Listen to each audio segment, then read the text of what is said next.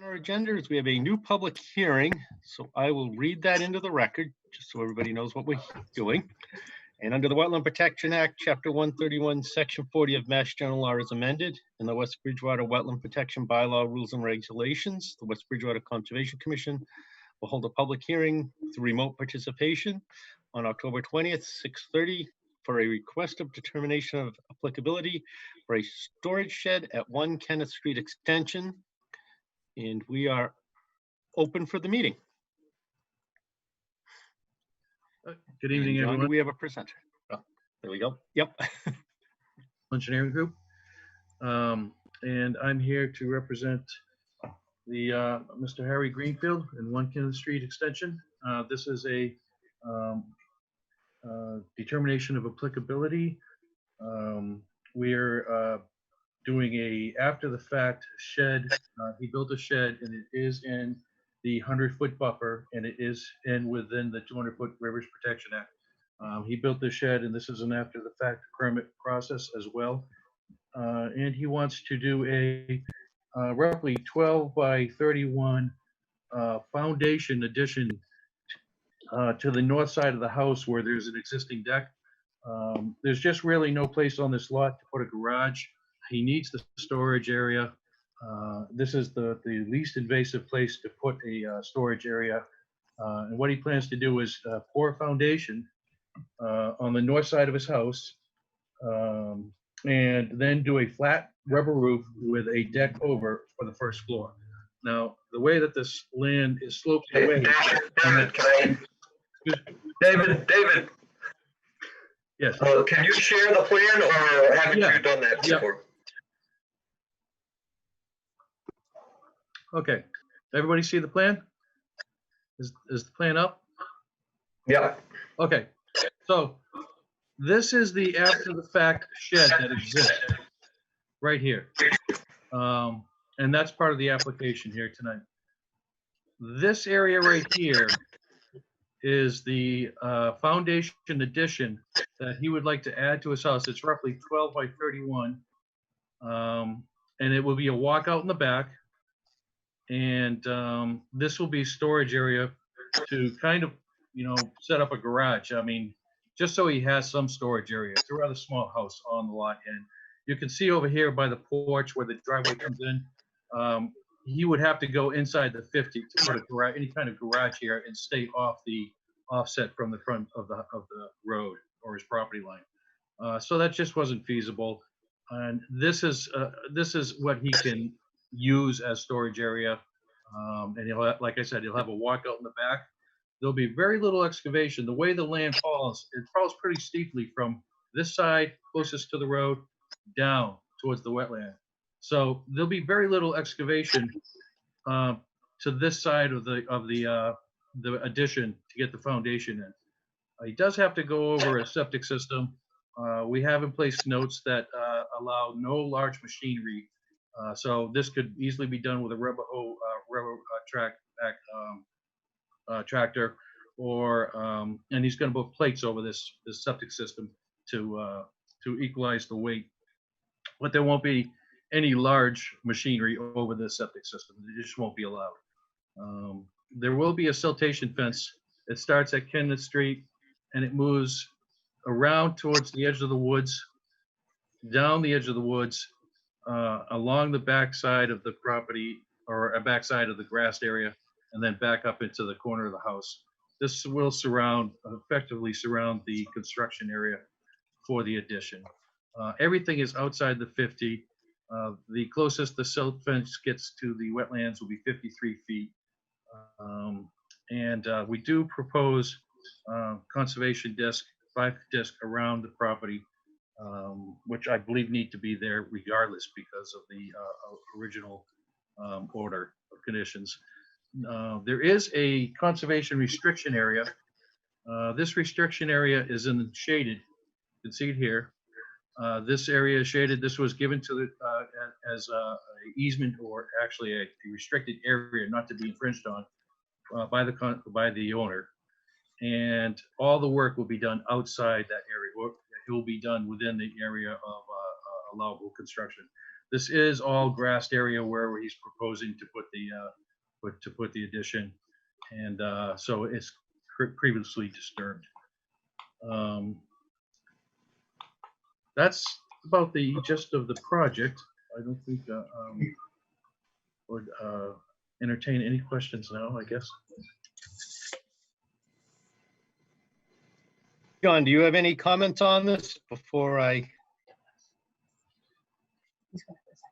All right, so normally for anything that requires excavation, I would have asked them to withdraw that filing that they made and do a notice of intent. But because of the minimal amount of excavation due to the drop in slope from the front part of this proposed addition to the back, there won't be a lot of excavation. So yeah, I think it really does lend itself to be a request for determination. If it was all being dug out all the way 6, 7, 8 foot excavation, that's a steep slope, I'd be concerned, but I don't have any concerns on this. And so I'd recommend a -3 determination and add any conditions if the commission members have any particular concerns. If I remember right, John, this is a fairly new house, correct? Yes. Probably maybe the last 5 or 6 years, maybe. Okay, and we already allowed them to do work within the 50-foot, if I remember right, as part of the permitting process. Just to have a little bit of area behind the house, and that's why you see the conservation markers follow the tree line. And how are we going to deal with the increased impervious surface on this? Are they treating any of it with storm drains or runoff or catching any of it? David, I don't believe that you're doing that, are you? No, we're not doing it, but it is considered clean runoff, and clean runoff from a roof area allowed right on the lawn area into the woods. And the other shed that was there that's causing this permit, that's being removed as part of this? No, this shed is an after the fact permit. It's going to stay here. That's part of the application tonight.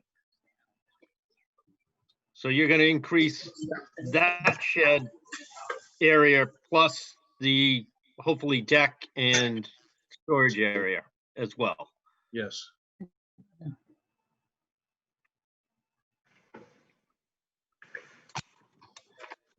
John, do we have a total square footage on that? I mean, that's a small lot to begin with, and we knew that when we permitted this in the first place. It's about 260 square feet. Okay. That's here on the plan, down here. And the markers are in place already, John, or no? They were when we did a certificate for the house. Okay. Refresh my memory on, it looks like lawn right behind the house. Yes. Yeah, I'm sure we allowed that. I'm trying to think of the reason why we would. As I recall, Mo, if we restricted them to the 50, which is the orange line, yeah, it made it impractical for them to really use the yard. So we did agree to let them go a little bit farther, and so that's what was shown on the original plan as a allowable area for them to use their backyard a little bit because of the shape of the lot and all the resource areas that are restricted. Yeah. Yeah, it's unusual for us to do that though, isn't it, as a rule? We haven't really in the past. I mean, they also went and gave a very large restriction on the whole property. That's what I was going to come to next. Yeah. Yep. So can you see my cursor, or are you just seeing David's white one? Yeah. Oh, we see yours. I think that's the one that's moving. Okay, so You see this here? Guess not. Hey, where are we? Okay. Hey, David? Yeah. Do Do I have since I'm to not, share? so There it I'm is. not, Okay. I'm not sharing the plan. So can you, I can stop sharing? no, just enlarge the area on the right side of your plan. On the right side of the plan? Yeah, that shows the restricted area. Okay, you just, I've lost how, okay, right here. Yeah.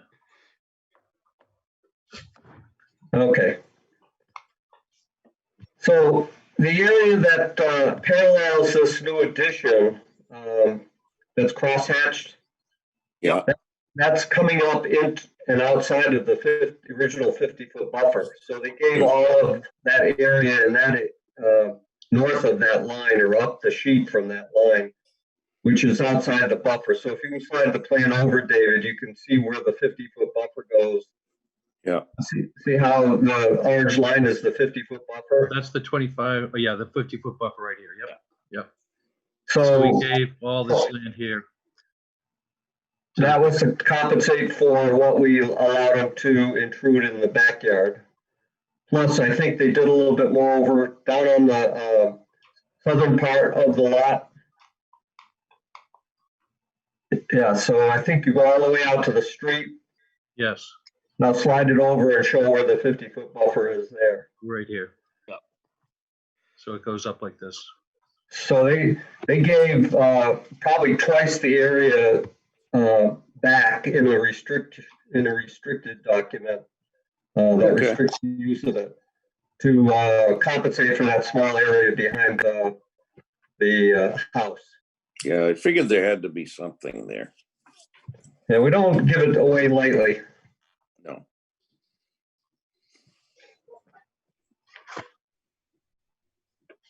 So I think maybe trying to put a roof drain around the house is kind of because of the tightness of that area in terms of Yep. not having a lot of room. Perhaps we could have them put some type of stone infiltration trench around the shed that was put in after the fact. That would collect the runoff from the shed and put it into the stone leaching trench. That would be along the side back in both sides and back of the shed. And that would get some recharge and take care of some of the runoff.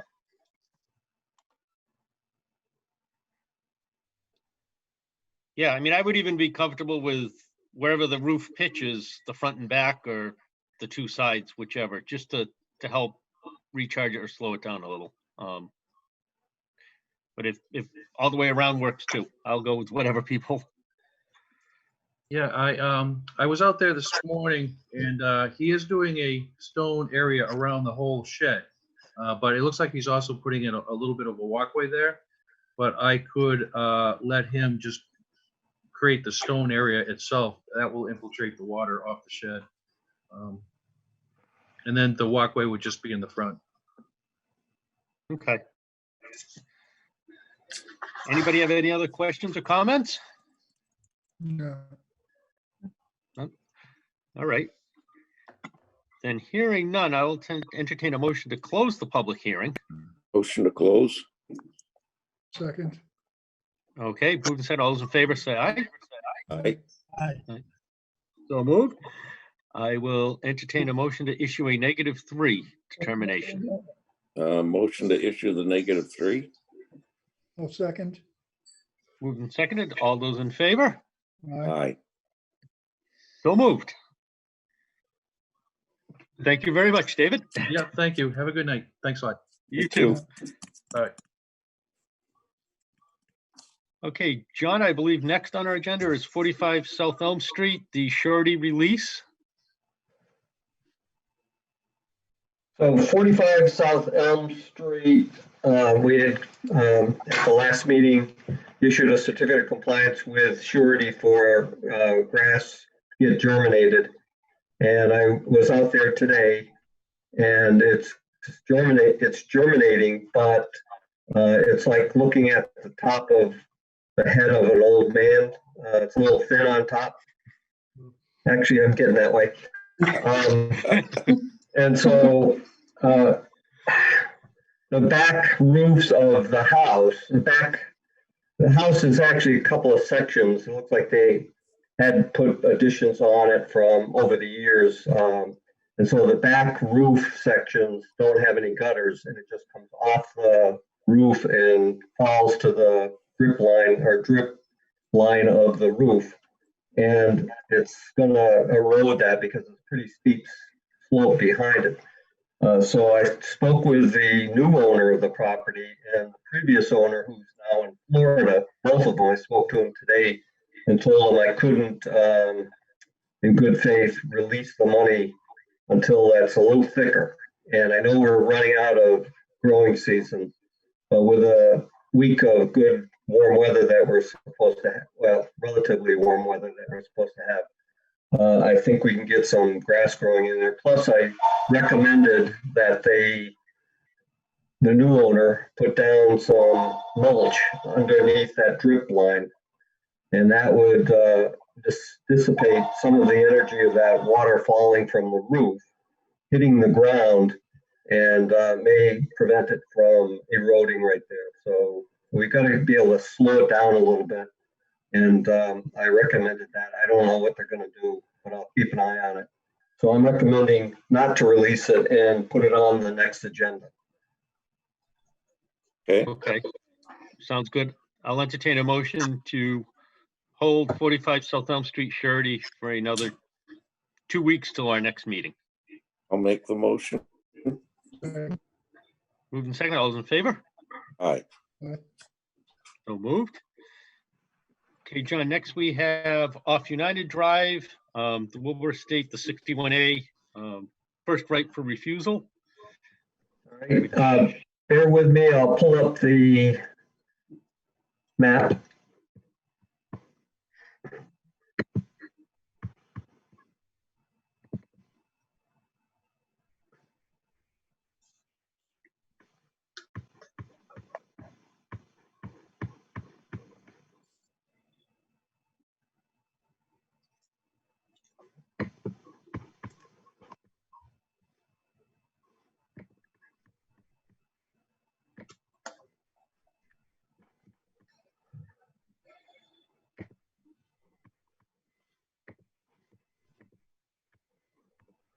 All right, so we talked about this on an informal basis at the last meeting because it wasn't on the agenda.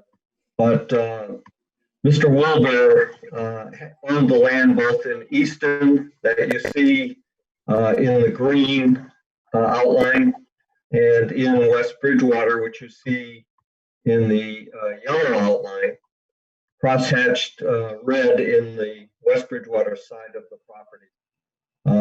Apparently the town, the estate has a bona fide purchase and sales agreement to purchase this land. And consequently, we have first right of refusal. As I mentioned during the informal at the last meeting, it's a piece of wetland area on that plan that needs to be protected, but they would have to file with us and we can protect it. But it really has no connection to any other conservation area or trail area that we have. So I don't believe it's something that we should ask the town to purchase and therefore not exercise our first right of refusal. I agree. All right, I will entertain a motion then that we send a letter to the selectmen stating that we do not wish to exercise the right for purchase. I'll make the motion. Second. Moved and seconded, all those in favor? Aye. All right, so moved. Okay, I'll stop sharing that.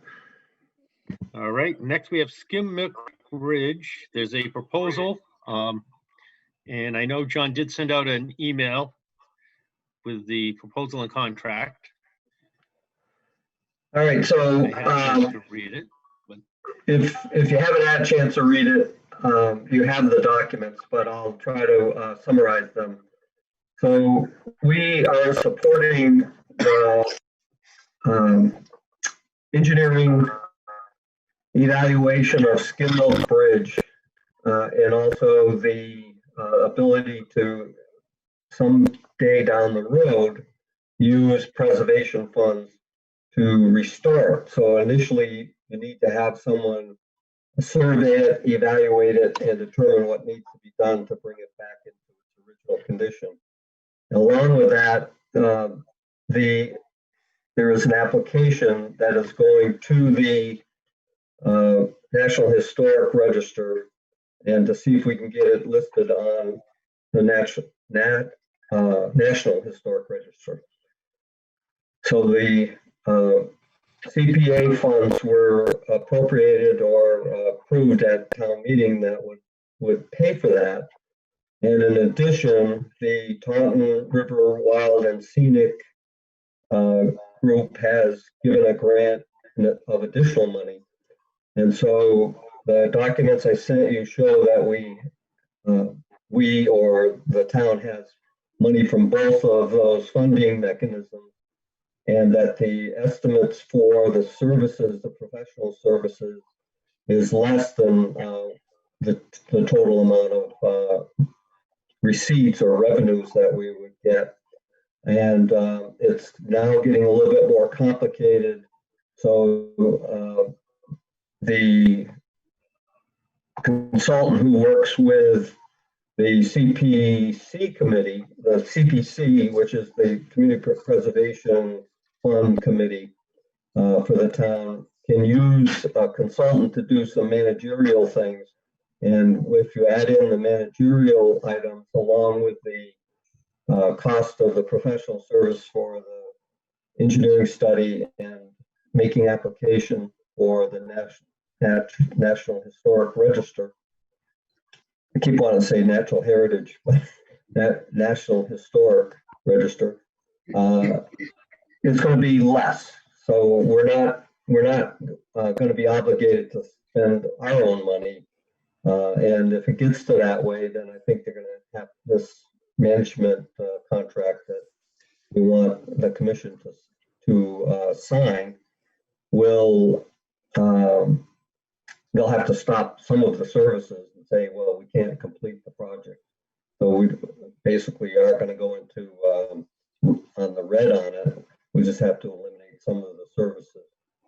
But they don't anticipate that because they've estimated an extra 30% for contingencies. So the question is, will the commission vote to hire the consultant to manage that works with the CPC to manage the project, send out the request for proposals, get the proposals underway, and also do any of the communication back and forth with the consultants. And that would leave out the need for me or Kitty to have to deal with it. So I guess what I need is a vote of the commission to sign on your behalf on that contract with the consultant. And what's the source of the funding, John? All right, I'm going to bring it up because it does need to, it needs to be shared so that everybody sees it.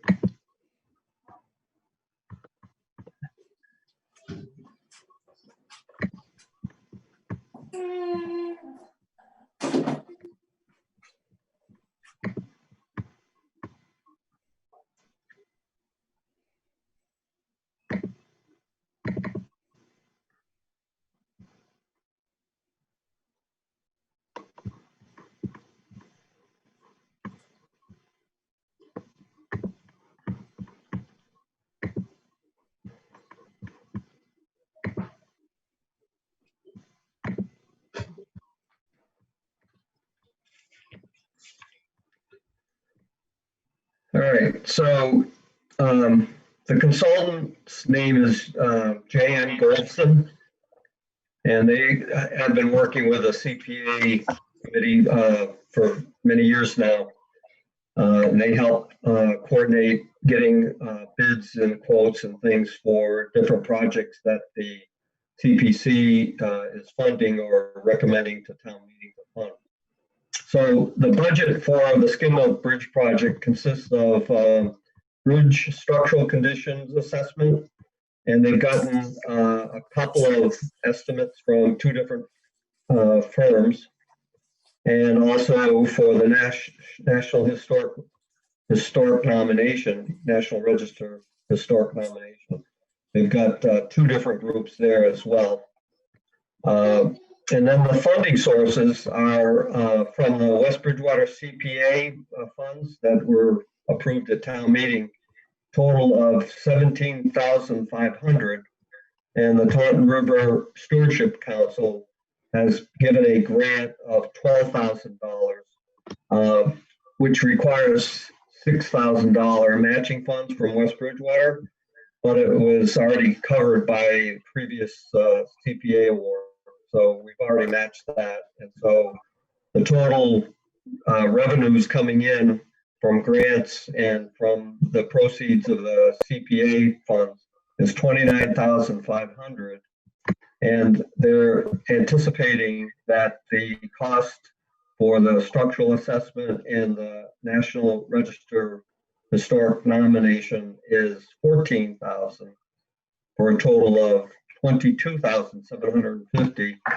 Their management consulting, the management cost for this from Jen Goldston's consulting firm is $6,240 for a total of $28,990, which is leaves some surplus from the receipts that we have allocated to it. Not by a lot, but a little, there's a little margin there. So we're covered, yeah.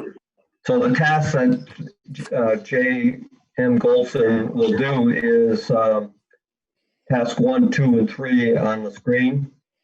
They'll review the documents, draft scope of structural evaluation, and purchase description for nomination. They'll solicit quotes, review the submissions, and select the consultants. And then task number 3 is coordinate and review the consultant's work, project management, and invoicing. Okay. So if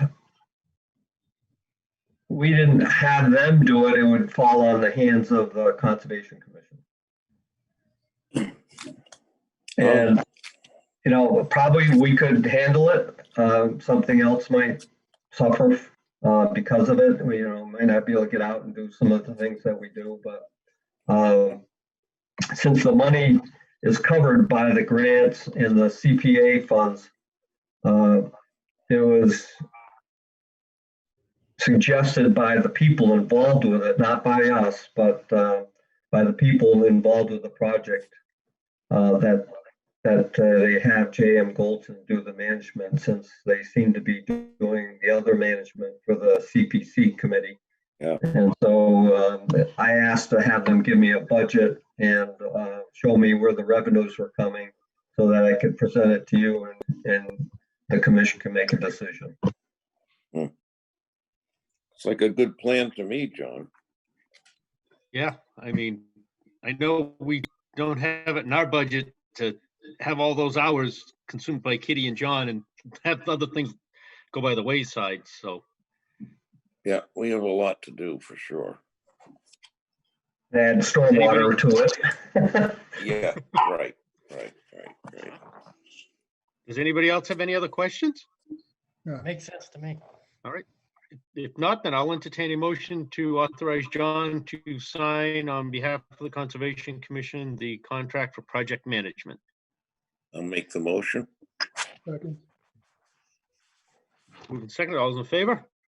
Aye. Aye. So moved. Oh, There he is. Thank you, John. Hey, Lee's in. Hey, there's Lee. And next we have 8 Woodrow Lane in-ground pool project informal discussion. So we have with us this evening, and they're, at least on my screen, on the upper left-hand corner. I don't know if everybody's is the same way, but you can introduce yourself, Carrie and Diane. Hello, I'm Carrie. Hello, Diane. So, well, Welcome. Thank you. well, I'm going to pull up the plan for their property.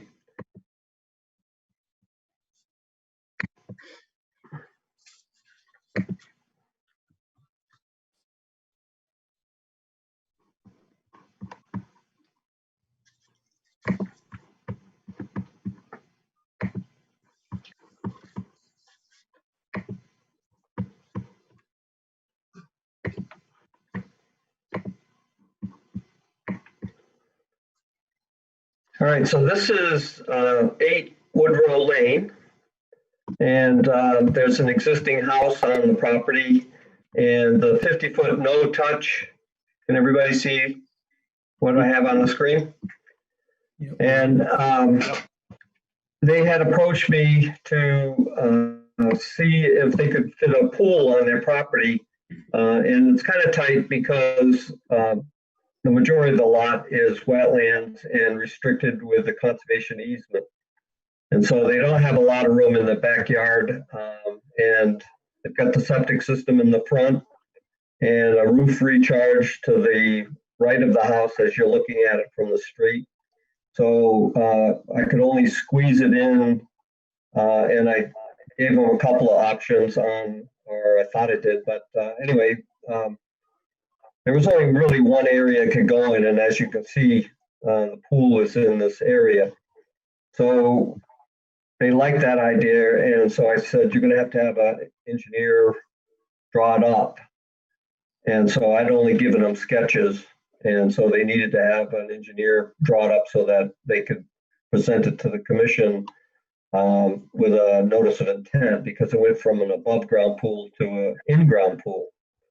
And so the engineer came out, and as this plan indicates, there's a shed in the 50-foot no-touch area, and this crosshatch area is an area that was disturbed inside or on the wetland side of the 50-foot no-touch.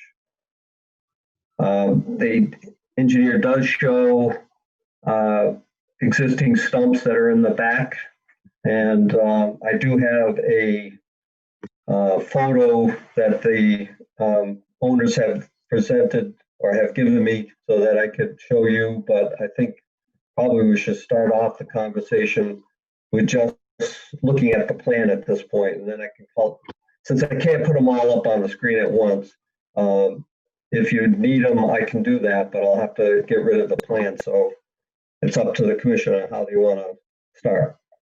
John, are the wetland markers on the lot now?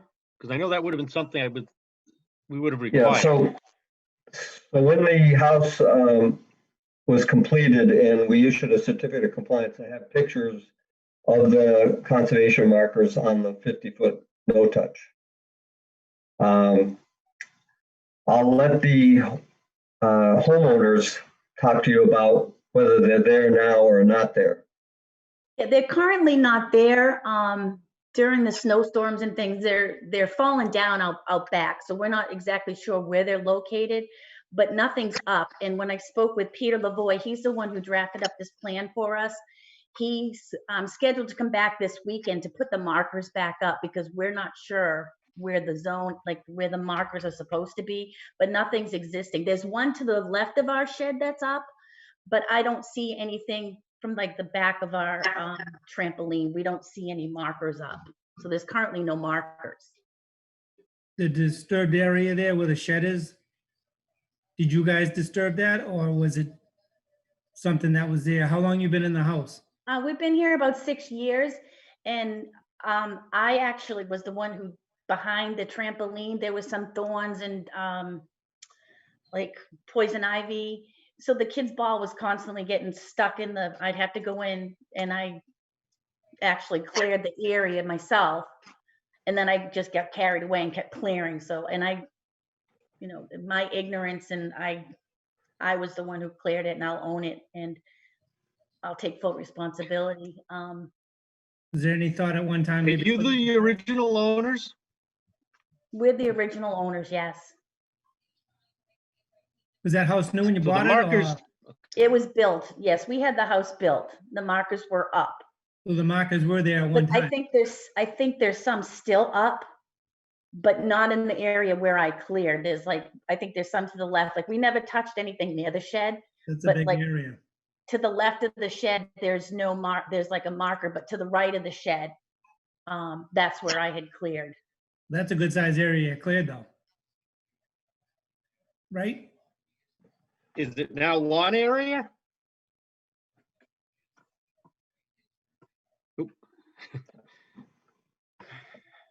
I can pull up a picture.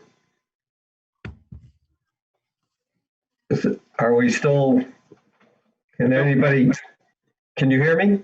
Yeah. I can Yep, hear I you, can hear you. John. Yep. Yeah. Okay, all right. So do you want me to pull up the pictures of what it looks like? Yeah, you might as well. I can bring So the the shed- plan up. I can bring the plan up again.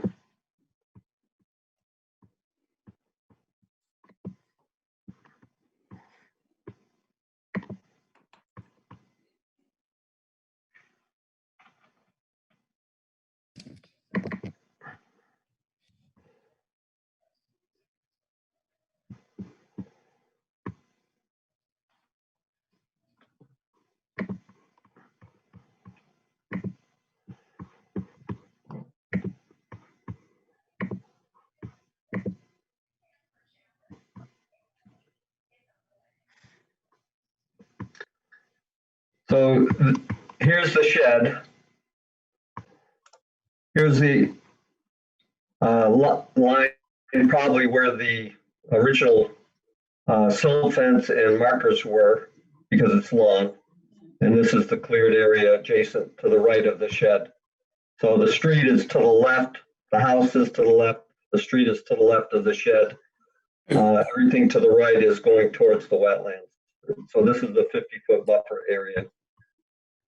How about to the right of that, John? Do you have anything there or not? Where it extends behind the proposed pool and And are the markers just not there, or are they on the ground? They're in the ground. They're out like in the woods, like Oh, so they got moved. I mean, they did. part of the reason they're there is to tell you that you're not supposed to go past them. Right. They're not supposed to be taken out. They're not supposed to be altered. They're supposed to be left visible. You can clean around them to keep it so you can see them. Right. Yeah, but but we didn't. they're not I supposed didn't to be take pulled it out of the ground. personally. Yeah, I didn't take it out personally. Did you clear did you clear that spot? Yes, I did. There were no markers on that. There spot. was no markers on that spot. That's why I thought it was okay to just take the ones out and I was clearing it out, but there were no markers on that spot. There were no trees or anything. There was just brush. It was just, as you can see in the Yeah. picture. You It was can like clear thorns and like, you know, wasn't, You can So- clearly see. So this is the shed. we wouldn't have signed off the property if they weren't there, I don't believe. Right. The markers. So were probably- someone moved they them. were, Yeah. Someone moved the Whether pipe. between the time the builder pulled up the silt fence and you moved into the house, they got moved and thrown into the woods or somehow Yeah. afterwards, but Yeah. it definitely would not have been signed off by us to release it. yeah, and I don't Those markers disagree were with not in that. place. I don't disagree with that.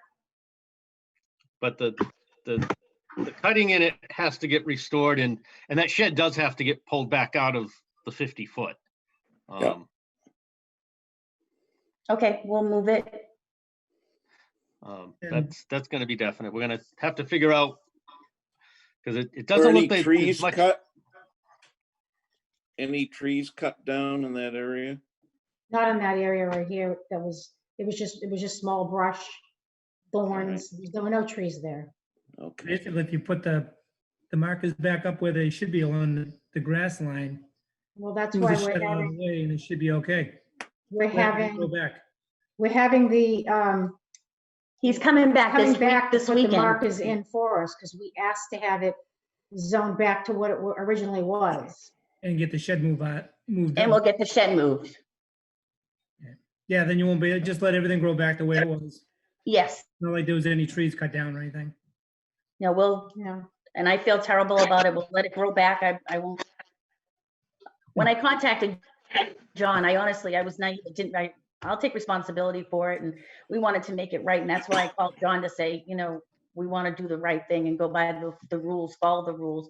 We've never owned a home before with conservation, so I apologize, and I've learned the hard way, so I apologize. There's been worse. That isn't bad at all. I feel terrible. No, fortunately, there are no trees that were cut down. That becomes an issue, but. Right. So should we really can't, we got to get the shed pulled back. Can we rule on the pool until we do that? Well, they still have to do a filing for notice of intent. Yeah. If we think the pool could be permitted, my question, John, is, again, where we have so much Working. stormwater and stuff to deal with, how much more impervious surface is this adding to that lot? I mean, pool, decking around it, the coping, whatever they're gonna end up wanting, retaining wall and surfaces. Is that gonna be a stormwater filing as well? If anything, it's an administrative one, which means it's between 5,000 and 15,000 square feet of disturbance. Okay, But, you know, to be quite honest with you, and later on at the end of the agenda, I posted a couple of things to consider. This lot, like a lot of other ones in these subdivisions, really doesn't, they don't have a lot of room. And they do have a recharge system for the existing house in the roof and the driveway. You know, that was all computed. And I don't know where they could possibly fit, and I'll call up the plan again just to show you, but I don't know where they could fit in some stormwater mechanisms for the pool and the decking around the pool, the patio and apron that they usually put around pools. So I would say that if you're inclined to let them put the pool in and they file, I could try to work with the engineer and come up with something such as what we discussed on the previous one with the shed, maybe an infiltration trench somewhere along the 50-foot buffer line between the pool and where the shed is going to be moved to. We could do that, and that would take some of the runoff. But to try to do any formal stormwater system, I don't think they have the room, and it's because of the fact that there's so little usable area on this lot due to the way they configured the lot and tried to squeeze as many lots as they can in the subdivision. I think that's kind of penalizing these two owners. Now, the size of the pool, is there any way you can smaller size pool, or is it you just basically one size is one size? They have in the plan here 20 by 40, and it's actually a 20 by 34. So it's a little bit smaller than this, but I'm not opposed to going smaller. because I mean, one of the concerns we're having is that people are putting these houses into spots and then raising them up so much that they're raising the level for the runoff to go into other lots or into the wetland. Mhm. Or this one, if you're going to be digging the pool and leaving the existing grade, now you're displacing all the water that would normally be in the ground there that's going to have to go somewhere else. And also looking at it that if it's going to be a pool and you do get a heavy rain and the rain goes into the pool, it's going to have to drain out with overflow somewhere, Okay. which really normally would be recharging into the ground and not being forced to run off. My look to this is right into the wetland because that's so close to where it is, into the buffer zone. So if we were to go forward, I would definitely suggest, John, or you talk to your engineer and try to figure out a way to control any of the water that would be shed off of that surface area. Whether it's some type of coping along the edges or some type of a stone filtration so that the overflow doesn't just wash or run right in. I know a lot of times now with the pool chemicals, they're not as harsh as what they used to be, but that would be another concern that close to a wetland. Yeah, I did ask him be in the pool to treat it. about that. He said that there is oh, I'm sorry to interrupt. I'm sorry. The gentleman that go I'm ahead. working with, the pool company, he said there's a filtration system that if it's like a salt water, because I was concerned about the conservation with what, you know, salt water or chemicals. And he said that they have filtration systems for the salt water that it drains it for some, like it drains the, I don't know, the salt or the chemicals so that it won't go into the wetlands. It's a filtration system. Okay. Well, we could propose, if it were to be conditioned as an approval, we could require cartridge filters. And most everybody's using salt pools now because it makes its own chlorine. And so we could, between those two things, it would be something we could condition in any approval. Okay. And it looks as if, according to this plan, that there's some area to the right of the pool that the stormwater could be directed into some type of a rain garden type thing. And it's only a shallow, you know, it's only going to be able to be shallow because it's pretty flat from this point back to the wetlands. Do your neighbors have it? Do any of your neighbors have pools? No, So you be the, how many houses on your road there? there's 9 houses. And none of them have pools? No, one has a hot tub out back, but no swimming pools. So if we were to let this happen, everything's got to be done right, because the last thing we want to do is have it done wrong, and then the neighbors say, oh, if they can put a pool in, they'll put a pool in, and it'll just turn into one big catastrophe for that. I totally understand. It basically, yeah. And looking at it, if your neighbors put in 9 or 8 other pools as well as you, the square footage area is almost the same square footage as the house. So now you're doubling the impervious surface of every single lot that we permitted in the beginning, and not being able to treat it and have nowhere for that stormwater to go except into the wetland or onto somebody else's property or into the town's drainage system, which with MS4 and everything John has to deal with, I know he doesn't want to add this to the mix. No. I mean, we have to get it right and really look at it if we're gonna allow these, like John said, these cookie cutter type lots that really aren't big enough for everything everybody would want to do on it. Okay. Which we've had problems with them all along. What reason for an above ground pool?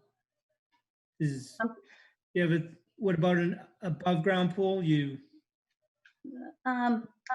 really have our heart set on the in-ground, but I mean, if you didn't approve it, that's an option for us, but we really had our heart, you know, worked hard, and we really would enjoy having an in-ground pool.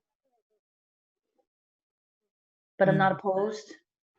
Yeah, I'm just trying to think about the future of what could happen to everybody else, and Well, we could condition it that all the other 9 lots get to use this pool. Yeah. That's fine. Why, I'm trying to look at this plan, and I'm wondering why it's so tight against the 50. Could it come down and away from that? Or is there some reason we can't do that? Well, I think it's the Down recharge towards- area that's in the front. Yeah. The stormwater recharge for the house, and that would have to yeah, get I see. Yeah. relocated. Yeah. It can't come down. Well, it's still along the 50, no matter what you do. Right. Okay. would that retaining wall, you think that might build water up behind it if it heavy rains or anything like that, you think? So the way the grading is shown on here, it's going to shed to the sides of the pool and towards the wetland. So if we require them to do a rain garden or some type of stormwater area over here, the grading would have to be set up so that it directs it into a rain garden first and then towards the wetland. Well, I So think it's it- feasible. I think I'd be concerned maybe about the actual construction getting in. You know, the work area might creep over a bit, but we could deal with that, I think. I think the biggest thing would have to be probably that rain garden there to make sure that it would hold enough to be able to take care of whatever, if there was a overflow or Hmm. so there's nothing for the neighbors or anything like that, and that way it wouldn't be a problem for anybody. I just want to add another thing to the right where the pool set to the right. We don't have any neighbors on the right of us. It's all like wooded area. So the next neighbor is like in the cul-de-sac. So they're not even near us on the to the right of the pool. It's all That's woods. lot 6. Yeah, yes, lot 6. Lot 6. They're in the far corner, and it's all woods. For probably I don't know how many. Up to the power lines. Up to the power lines is where the next house is. So they're not not right next to us. Like my neighbor to the left near the shed, they're close to us. Where to the right of us, they're not close at all. Yeah, the next lot is up at the cul-de-sac and off of the cul-de-sac. That's correct. Set way back. Well, that's good, but then you also gotta make sure you can fit everything on your property lot and make sure it works. Mm-hmm. No, that's why I'm working with you people, because we want to make sure we do it right. Mhm. So are you aware of what a rain garden is? No. All right, so it's basically a small depression size to take the runoff that's being created by the impervious of the water, for example, and the concrete aprons. So it has to take that amount of runoff and store it inside of a depression. And a rain garden is set up to have landscaping plants that like to have occasional inundation of water. So it can become a landscape feature, a part of your lot, and accomplish the stormwater at the same time.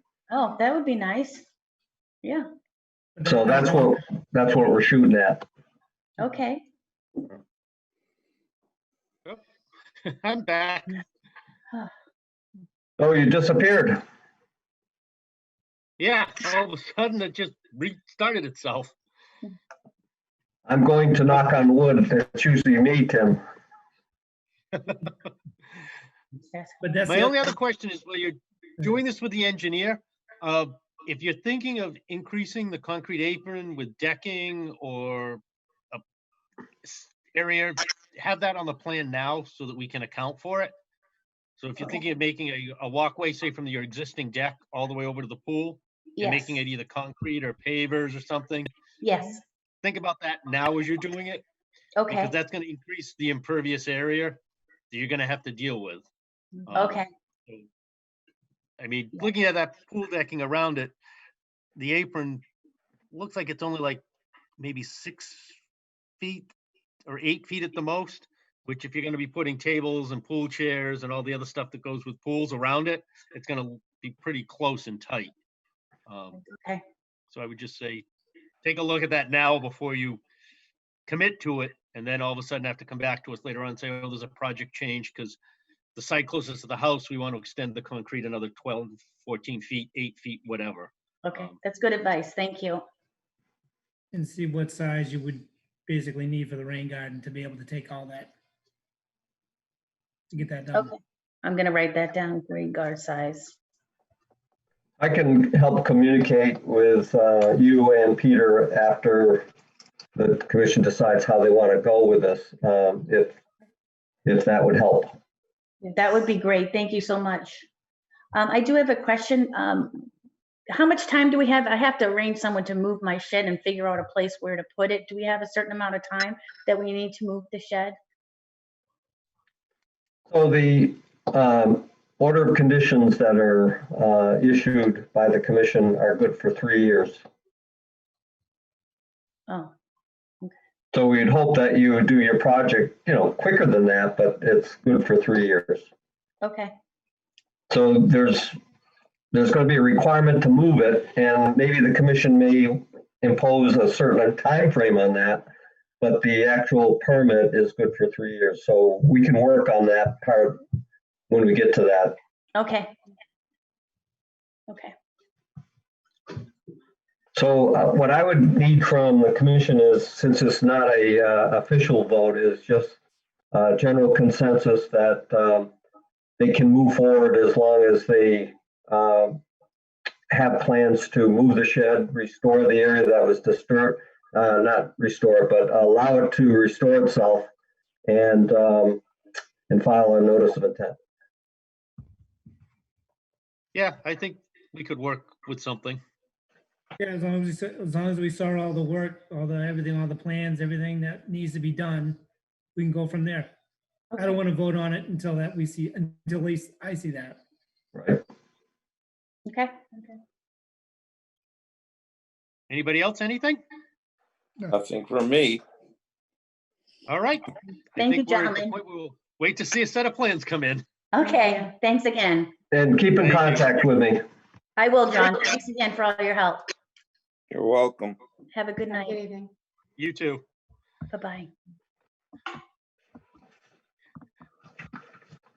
So John, you want to go into your other discussion, which I think is timely considering that, Yeah, if you guys recall, we actually went to the point of proposing a town meeting article that would create a usable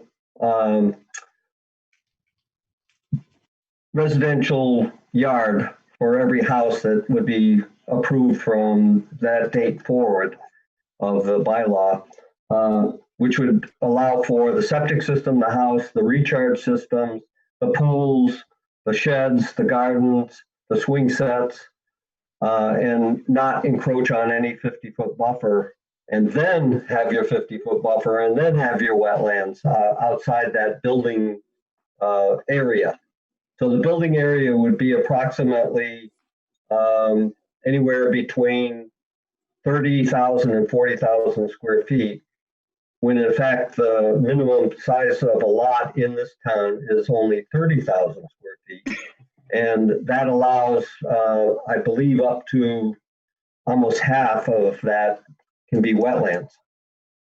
So that doesn't leave much room for what everybody likes to do, and this is a good example. Loop Drive lots are a good example of how these people that are buying these $700,000 homes won't be able to put anything in their backyards. If this bylaw were in effect, it's going to reduce the number of lots in a subdivision because they can't possibly pigeonhole these things or squeeze them in, and they're going to have these building areas that would allow for normal usage and of a residential lot, and we wouldn't have to be doing all of this hair pulling type meetings where people have encroached or want to encroach, or we find that they have and we have to do enforcement orders. Typically, most towns that have a little bit bigger zoning requirements don't have these issues because everybody has more than enough room to do what they feel that they have a right to do, plus they're paying taxes to live in the town, and they should be able to enjoy the use of their land, and they can't because we have restrictions, and a lot of people don't realize that until it's too late. It always comes up, well, we can't hold their hands, and that's up to them to figure out, but time after time, people are naive, they're new to the home buying game, and they don't know these, and so rather than just sticking our head in the sand and saying, well, it's their problem and not the town's. Let's try to be a little bit proactive, not set people up to fail. We could have taken the developer to task on this lot, this number 8 Woodrow, the one we just talked about, and said, that lot stinks. You can't build on that lot. We're not going to approve it. Probably would have been taken to court, but by approving it, we set these homeowners up to fail because they go out and they figure, oh, you know, we can go and clear this backyard. Whether every case is innocent or not, the idea is that they feel they need a backyard. And so by us approving 8 Woodrow Lane way back for the builder, we set these people up. And we expected them to look at their conservation easement. We expected them to call us if they had any questions. Some people do, some people don't. So rather than setting people up to fail, either we turn these lots down cold and bear the task of defending it in court, which a lot of times we would lose, or we ask the town to pass a bylaw. And so we had one.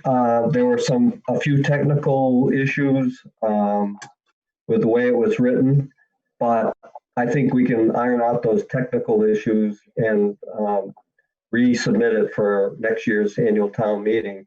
And so I would like to rework some of the wording on it and bring it before the commission for your consideration, and then we would hold a public hearing. And I mean, it's just like the planning board has their square that goes onto all the plans. The developers have to come up with, it has to fit the setbacks and the density and all that, okay, that 100-foot by 100-foot square has to stay outside the wetlands or something similar to that there's a square and this has to go. And it shouldn't include the 50-foot buffer. Right. It's outside of all of our bylaws and all of our jurisdiction that you have to stay. And if you can't fit that 100-foot square or whatever the planning board wants to use outside of the 50 and outside of the wetland and outside of the riverfront, then it's not going to work. Right. Can't go build from the beginning. Yeah. So those lots up on Wood Road Drive there, are they all 30,000 square foot lot? Most of them are bigger than that because there's so much wetlands, but the usable space is probably around 17.5. Oh, really? So you buy a house lot, 30,000 square feet, but you gotta consider, like you were just talking about, to the builder or whatever, you have half of it is 15,000 of that, and that's it. If you can't do it, then that's not gonna work, right? Yeah, like the guy on Crescent Street bought 4 acres of land. Yeah. 55 Crescent Street. Poor guy. Yeah. And it had all these restrictions on it, and yet he could only use, I think it was almost 15,000 square feet. And we worked something out with him, which helped him, but he can go out and walk that land, but he can't do anything else with it.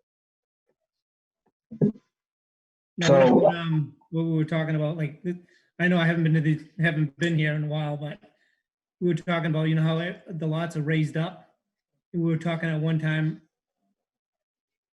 with all the water come off and everything like that, it's not fair for the neighbors or the back or whatever to have water running down the lawns.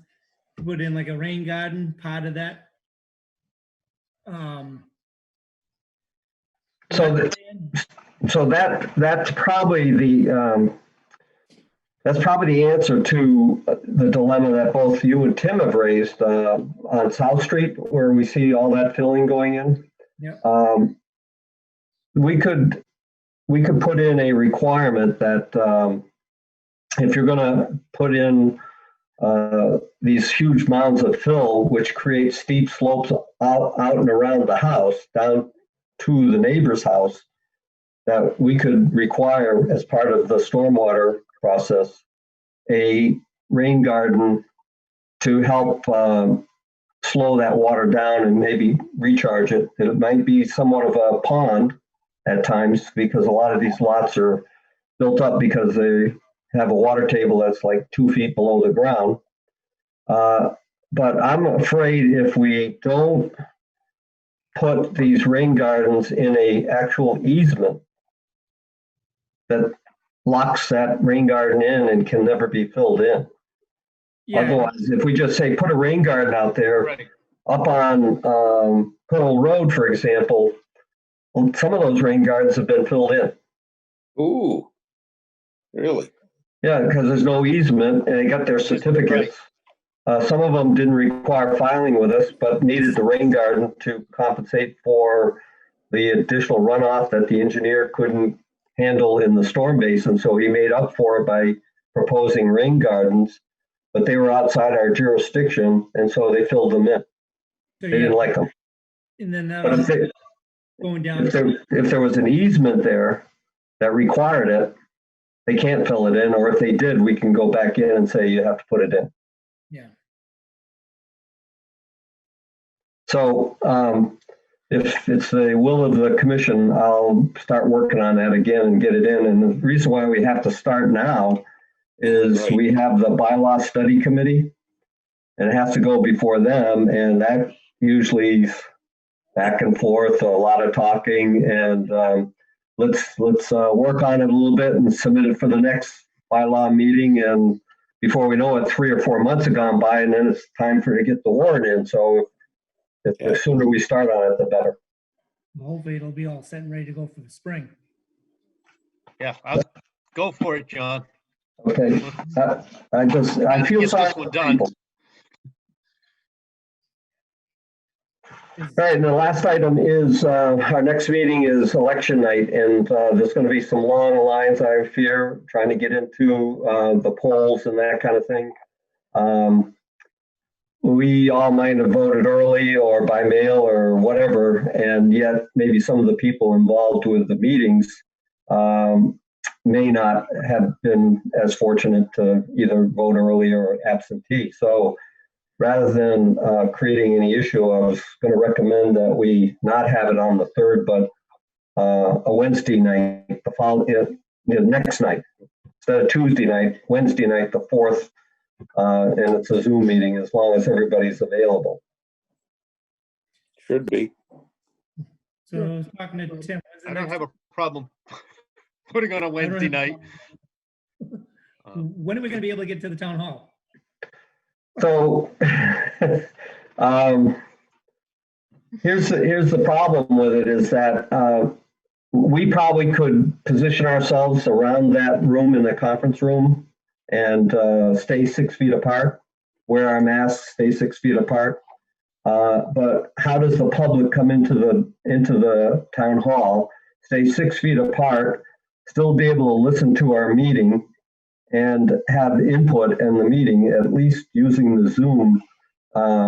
It's not as sometimes swift because it takes me a while to bring up one plan, one photo. I got to click out, click back in. I mean, it's a little awkward, but it does provide anybody that wants to join in the ability to do it. And until we can get back to letting people all come into a room, and maybe there's nobody really wants to come in and see us, but if we don't provide for that ability for them to participate, somebody could make us think about it, and we could have a open meeting violation, and we don't want to get into that. Is So there a way to look at could we do a hybrid model? Has any committee tried that, where you have some commissioners in there and some doing remote Zoom into a meeting? I Selectmen don't know have. that we could, I don't know that we can do that, or whether it's an option to figure that out. So we can we could actually probably all fit in that room 6 feet apart, but it's getting the public in as well and having them be able to stay 6 feet apart and hear what's going on in our meeting. So we could do this. We could all meet in the conference room, and but not allow any public to come in, and they would have to join us via Zoom. So we'd be holding a Zoom meeting, like you're all, I'm hosting the Zoom meeting, sitting in my home office. So picture me hosting the Zoom meeting in the conference room with all of us there. And you didn't have to have your own computers. We're all there, and we'd allow the public to participate through my Zoom platform. And then there also the cable West Bridgewater TV is doing the filming of it. So some of it could be live, and some of it could be on YouTube. And so there is that possibility, but it's up to the commission. There has been talk about going to someplace like the Council on Aging and using their big dining hall area where we could definitely have plenty of social distancing. What happened? Is everybody still there? Okay. So after the meeting, we're going to have to wipe down all the tables, all the chairs, or any place where anybody was, and sanitize it, and then we can go home. No, just Anyway, my other concern is that, I mean, the members also have to feel comfortable coming in to a public setting like that. And I know Steve and Mo especially have medical concerns or age concerns, and Yeah, even John, I don't want to put the pressure on them feeling they have to come into a meeting like that. So, I mean, having the Zoom as an option seems to be working. It has worked, but I agree with Lee. It'd be nice to see everybody or to have some type of a physical presence again. But yeah, I was just gonna say that too, Tim, but it's gotta be comfortable for everybody else. So. Yeah, I mean, even you with your medical history, I mean, you've still got to be careful. I mean, so I get it. I mean, we just have to be smart and figure out the best way that it's going to work. No, this is fine for now. Just wondering, that's all. So. Hopefully the vaccine will come and everybody will be able to say, no problem. Just another yearly flu shot, that's all. I got mine. Anybody else? Nope. I get one every year. Mine comes for Halloween every year, so that's my my timing. But getting back to moving the meeting to the November 4th, that would be that Wednesday. Anybody have a problem? If not, I'll entertain a motion to move it to the following Wednesday. I will have to get back with you guys. I have something going on Wednesday night. It's a driving a carpool thing that maybe I can switch off, but I'll have to see for something going on that night. Do you want to do it Thursday? No, Thursday's not any better. I would just pick whatever works. Hey, Ryan, if you're worried about missing a meeting, this is my two in what, 6 months?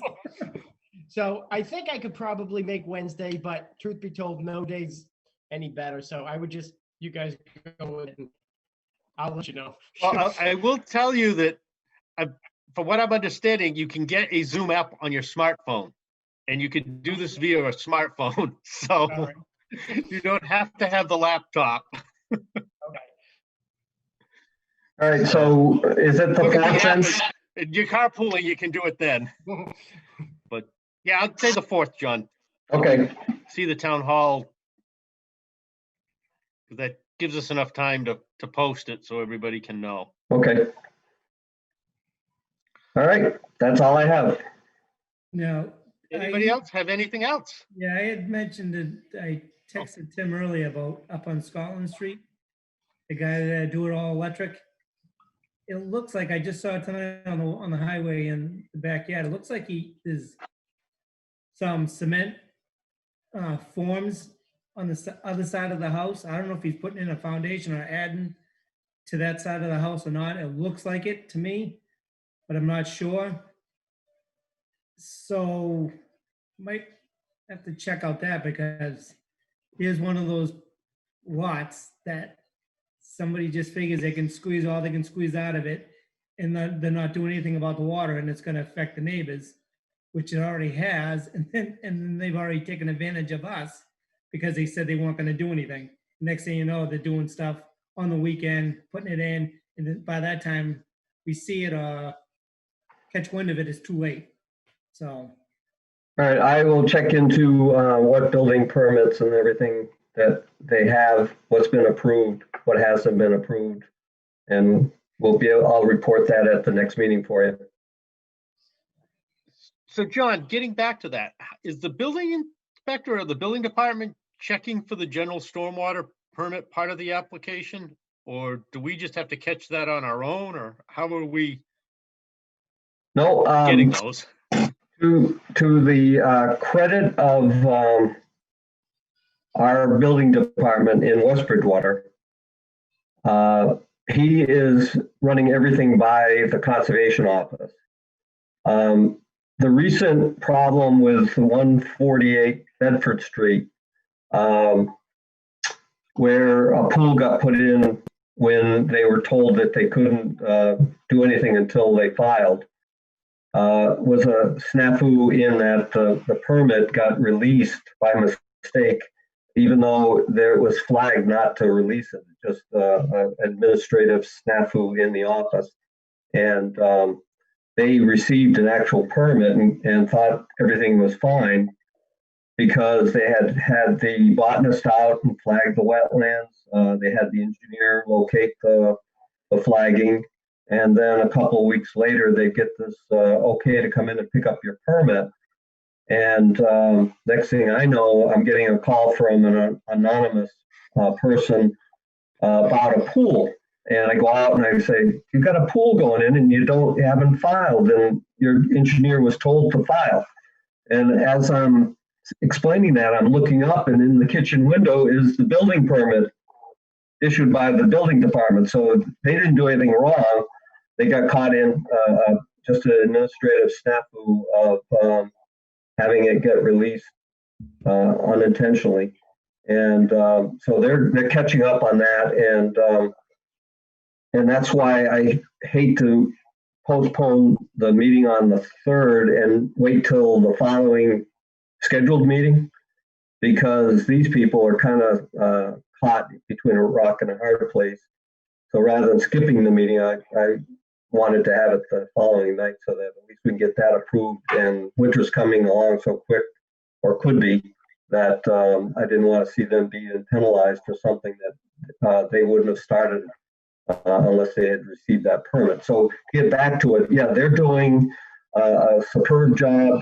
They actually have part of their package a 8.5 by 11 sheet that isn't completely filled with words. It's just big bold letters. You need to check with the conservation department because there could be stormwater regulations that affect your permit. And so almost all of them are now coming to us. I don't want to say this too loud. Obviously, it's going out, into the public. But the building code does not. There's no requirement in the state building code to hold up a building permit because the conservation filing hasn't been done. The building permit is reviewed under the state building code, and if everything is in compliance with the state building code, about the structure, its location, that kind of thing, zoning wise, the building inspector is obligated to issue the permit. There are towns that I've worked with around West Bridgewater where the building department takes that attitude and they could care less about conservation. Our building inspector, just like any of us, is not perfect, but he makes a very concerted effort to make sure that everything goes by us, including sometimes what might be seems absurd, like a front entryway to a house. Like if somebody wanted to close front steps, they run that by me. Now all I have to do is take a quick look at it and sign off on it. So it's really not a big deal. But that just shows you that they're really trying to keep the town from getting into these embarrassing situations where they issue a permit and then we have to stop them because they haven't filed with us. So we're all trying to work as a team. Good. That explains where we're at. So, anybody else have anything? If not, then I'll entertain a motion to adjourn. I'll make the Go. I'll make that motion. Okay, a second? Second. All righty, moved and seconded. All those in favor? Aye. Aye. All right. Thank you very much, Thanks, everyone. guys. Nice. And Have a we'll good night. see you next month. Have a good one. Yeah, stay well, everybody. Good seeing you, Lee. Thanks.